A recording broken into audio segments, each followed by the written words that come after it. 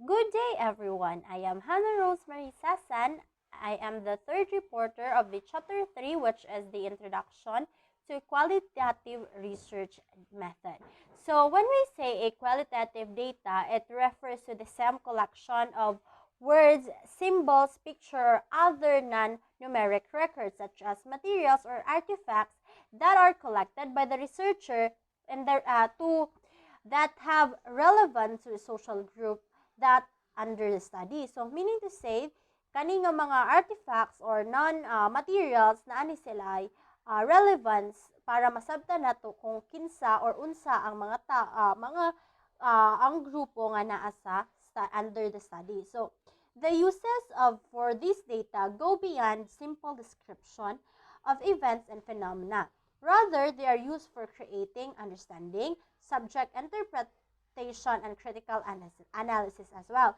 So, it helps, qualitative research helps us to understand the society nga naa sa to. Like for example, mag-study ta sa mga 7 tribes sa Bukidnon. So, atong masabtan kung unsa ilahang culture, kung unsa ilang behavior ana nga culture o unsa ilang mga norms, ilang values. So, importante kaayo ang qualitative data or qualitative research. So, my other group mates is nag-introduce na sila og other qualitative research strategies. So ako, additional qualitative research strategy. So many different types of research approaches are employed for conducting a qualitative research. So daghan kaayo ang mga types nga ginagamit for conducting a qualitative research. Next, most often followed research approaches. So these are the researches or the research approach that are used in conducting a qualitative research, which is the case study. It generates an in-depth, multifaceted understanding of the complex issue in real-life context. Like for example, sa atuang studies, sa electoral system, diba, case study man ta for the countries kung unsa gyud ang nahitabo ana nga country with their electoral system. So, next is the grounded theory. A grounded theory involves collection and analysis of data. The theory is grounded with actual data, which means that the analysis and the development of theories happen after you have collected the data. So, ang aim gyud ani is kay development of the theory. Next is ethnography. So, ethnography is the study of the custom of individuals, people, and the culture of the people in the given society or the study under. So, action science naman is form of action research na nag-aim at creating knowledge o madungagan ng mga knowledge para ma-improve ang practices of individuals and the group organization. Next is dili lang sad sila upat. So, those upat kabuok is most followed or often followed research approaches. But there are other research approaches, so which as phenomenology, hermeneutics, ethnomethodology, atmospherics, systems theory, nonlinear dynamics, chaos theory, to si grounded theory pod nga na-explain na to, symbolic interactionism, ecological psychology, cognitive anthropology, human ethnology, and holistic ethnography. So this is the other approaches, but dili na ko siya isa-isa og discuss because this is just an introduction of what is the research approaches. So for the following reporters nga magsunod sa mga dahan na mag-discuss ani. For example, sa next chapter, next ani nga discussion which is the 17, i-discuss nila ang case study. Next. So, muni sila ang qualitative research or muni nga approach, disciplinary traditions, typical data gathering methods, and the types of research questions. For ethnography, iyahang disciplinary tradition is anthropology. So, diri gid siya naga-focus. Yang social science discipline nga naga-focus is sa ethnography is anthropology. So, typical data gathering. Unsa man ang mga data gathering methods nga gina-use ni ethnography para makaget siya og mga data to be analyzed, which is the participant observation, unstructured interviews, analysis of culture and artifacts. So, gina-analyze nila ang culture through artifacts. So, di ba na mga studies like for sa anthropology nga makaget sila og information with the oldest civilization by tan-awon na nila kung katong mga artifacts kay pila ang age ato, tapos makita na nila ay sa Mesopotamia ni or ay sa Samaria ni. So, this is that ang types of research questions is culture. So, based sa culture nga question. So, what are the values of this group? So, may mga values na naa-diri nga grupo. What is accepted behavior? Diba? Dapat siya, in understanding culture, dapat nimo masabtan kung unsa ilahang mga, unsa gyud ang ilahang accepted nga behavior nga naa sila sa grupo. Like, for example, sa other countries, like naabay mga katubitang mga people nga gabilive pa sa cannibalism. So, is it accepted ba sa ilaha or dili accepted sa tua? So, what is not acceptable? So, naay mga society nga sa tua, for example, sa China, naay mga kuan daw nga ginagamit ang fetus as their kanang food. Ginakaon ang fetus, like ginasabaw, ginahimong soup. Acceptable to sa China. Pero sa tua, it's not acceptable. So, unsa man ang mga acceptable sa ilang culture. Next is phenomenology. So, si phenomenology, ang iyang disciplinary tradition is the philosophy. So, sa philosophy, which is the typical data gathering, and sa mga ang mga typical nga data ginagamit, which is the personal experiences or narratives. So, mga narrative or mga stories sa mga tao based on their own experiences. Like, ginatake sila o video or audio tape discussion, in-depth interview. So, mga laglom na gid kay nga mga interviews based sa ilahang experiences. So, the types of research questions being asked in a phenomenology or as the meaning question. What is the meaning of person's experiences? Like, ngano naka-experience man kaani, or how do group members of cope with the virus phenomena, or mga like problems or experiences ginaunsa na nimo pag-cope up. So, next is the nga approach is case study. So, which is very familiar sa tuwa tungod kay gina-use ni nato during with our discussion sa other major subjects like for example sa electoral system or the political parties sa isa ka nasod. So, it is used in psychology or in a public administration. Observation, yung typical data gathering method is the observation of personal interviews like organizational studies. So, gina-observe, like for example, sa electoral system na to, example ana, like for Singapore. So, naay observation unsa ang electoral system sa Singapore, o unsa man ang impact ani sa people nga naa dito. So, is the type of research question is explanatory. What is distinct about this group? Unsay kalahian? Unsay kalahian ni Singapore nga nagayuse ang inani nga system, nagayuse og single sa political parties, like for example, si US. Unsay kalahian ni US nga nagamit siya og na siya two dominant parties sa other countries nga naay two dominant political party, di ba? So, next approach is hermeneutics. So, disciplinary tradition is biblical study and literary analysis. So, typical data gathering methods is the content analysis. I-analyze ang mga content, narrative and discourse analysis. So, typical research question is interpretation. What meaning does this text hold? So, for example, sa Bible, since gagamit siya og kanang biblical studies, like for example, na mga verses, na mga stories sa Bible, everyone have a different perspective na dagan depende pod na sa imong upbringing kung unsa imong pagsabot ana.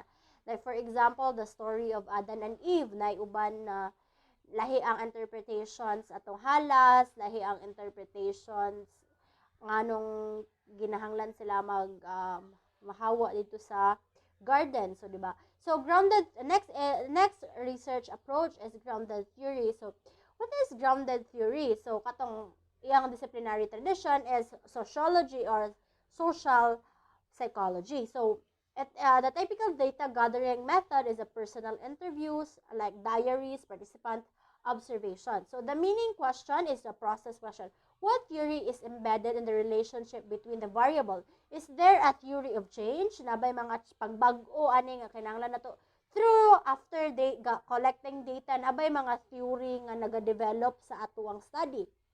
So next is the action science. So si action science, iyang disciplinary tradition is social psychology and education.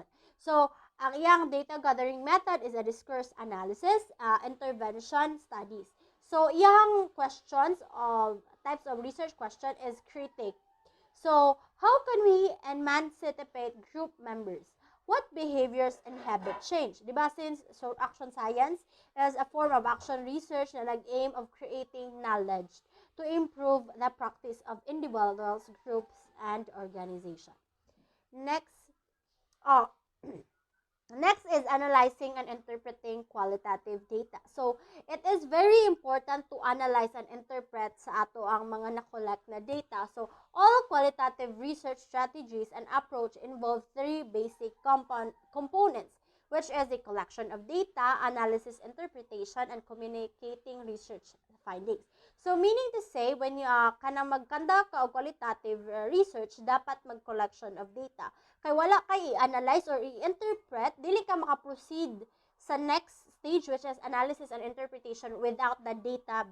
So, unsay mo i-analyze kung dili ka mag-collect og data through interviews, through observations, o unsa pa na diha ang klase-klase nga ginagamit for collecting data. So, after the analysis and interpretations, diri sa analysis and interpretation, katong data nga na-gather nimo, imo i-interpret kung unsa gyud ang mga pasabot ato for the next stage, which is the communicating research findings. So, in communicating research findings, it's either i-communicate nimo ay imuhang findings through a written report, kanang uban, di ba, kanang mga researcher, like for example, kanang mag-thesis ka, di ba, na importante gyud nga ipalibro nimo imuhang mga findings para maka-graduate ka siya. Dili oy, para maka-ano ka bitaw, kanang dili tungod nga para maka-graduate ka, but it is important para naa jud kay physical evidence sa imuhang research findings para magamit pud sa other researchers in the near future. So next is the major method used to collect qualitative data. So kinahanglan man siya no collect data. So which is the participation of in the group settings or activity. So mag-participate gyud ang mga na di ba kinahanglan man gyud nimo og participants. So it's either in a group settings or in an activity. Personal and group interviewing, like mag-participation in group, kanang mag-participate ka sa group, it's either mag-observe ka, na-adjud ka dito sa group, mag-observe ka sa ilaha, or na mga activity nga imong i-conduct, tapos i-obserbahan mo, or personal and group interviewing, like maghimo kag survey questionnaire, either structured ba or unstructured, or magkuana ka, mangutana lang yun ka for the collecting of data. So, na din si observation and document and cultural artifact analysis. So, very important because kaning di ba sa anthropology, which is katong ethnography, kinahanglan niya og artifact analysis or pila naman yun katuig ni nga artifacts. So, asa man ni siya dapit na culture gikan or unsa man ni siya nga civilization or so muna na masabtan na dayon nimo ang culture sa isa ka kwan. So, pwede siya gamiton. Next is the secondary methods of collecting information, participation in a group settings or activity. So there are historical analysis, na recording analysis of live histories and narratives, like films, videos, and photographs, kinesics, prosemics, obstructive measures, survey, and protective techniques. So naapoy mga other methods in collecting information, not just participation in a group settings or katong observation, naapay daghan. But those are so analysis and interpretation of qualitative data begin when bringing the raw data into a level of order. So when you bring those raw data in some level of order, that is analysis and interpretation.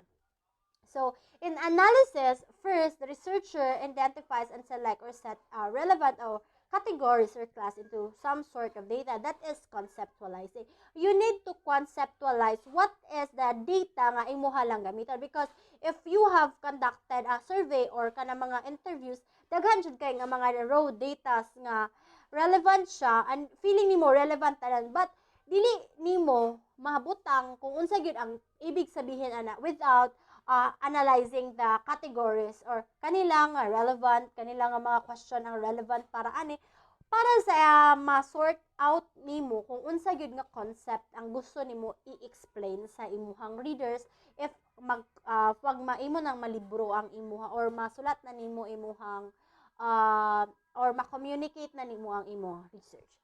So power also sa analysis, magamit gyapon og power of influence or the power or influence analysis. So the researcher first collects data by observing the way people interact or by questioning them on their perception and such factors as power of or influence in the organization. So unsa man ang kana mag-collect siya og data kung unsa gyud ang mga people, like i-observe yun nimo kung unsa ang power of influence in the organization, unsa pud ilang perception sa mga tao, unsa ilang perception towards ani, unsa perception nila towards ani ana, i-observe nimo na sila in the society.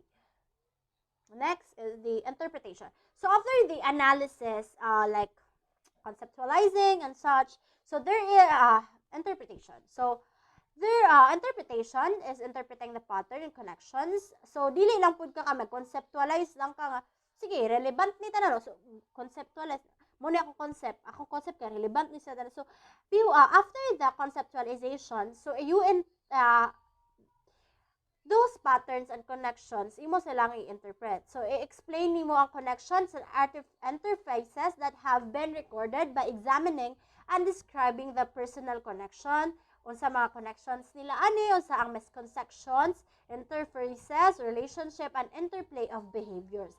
Because dili gyud tanan data is maka-help you to explain. Kay kung dili ni ka mag-interpret og patterns and connections, unsa tong mga information nga misleading sa imuha, taas kay imong study tapos wala siya pulos because dili man siya ma-explain og tarong, dili man siya kay ala diri importante kay ni diri niya, wala dayto siya impact kay nagbalik-balik lang. So kinahanglan nimo siya magbutang kag pattern and connections. So this explanation become the gist of a cogent and a meaningful report. So kung mag-survey ka, di ba, daghan kay kag kuan, so 250 imong participants. So katulong 250 tanan, dili nimo tan-awon ang pattern sa tuang tanan sa 250, isulat lang nimo 250, di ba, walay meaning. Useless imong study, dili siya ingon nga tungod kay but dili makuha sa tao kung unsa gyud ang imong gusto ipaabot sa imong research if katutanan imong isulat. Kay basta nagbalik-balik lang to or naiuban nga kanang misleading, dili siya swak sa imong study. So more to, so that's the introduction of qualitative research method. So sa other pa nga mga reporters, mag-discuss sila kung unsa gyud ang mga research method ang i-example gyud nila og ayo. That's all. Thank you.